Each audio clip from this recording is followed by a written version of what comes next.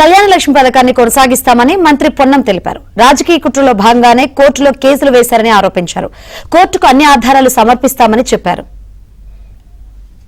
ఇప్పుడు వేసిన పిటిషన్ వెనక కూడా టీఆర్ఎస్ ఉందా లేదా అనేది నాకు ఏం ఆధారం లేవు కాబట్టి నేను చెప్తలేను. కానీ ఇది రాజకీయ పూర్వ కక్షతో జరిగినటువంటి కార్యక్రమం. నేను ఇంతకుముందు చెప్పినట్టుగా ఇల్లు కట్టి చూడు పెళ్లి చేసి చూడు అన్నటువంటి సామెతలో భాగంగా మేము ఈ కార్యక్రమాన్ని నిరంతరంగా కొనసాగిస్తా ఉన్నాం. ముందుగా ఈ కార్యక్రమంలో ప్రభుత్వం తరఫున నోడల్ మంత్రిగా బ్యాక్వర్డ్ క్లాస్ వెల్ఫేర్ మినిస్టర్గా ఇందుకు సంబంధించి న్యాయపరంగా కౌంటర్ ఫైల్ చేయకపోవడానికి గల కారణము అటు బాధ్యత గల న్యాయవాదులకు సంబంధించిందా అధికారుల దగ్గర నుంచి సమన్వయ లోపమా అనేటువంటి అంశం మీద విచారణ సాగిస్తా ఉన్నాం.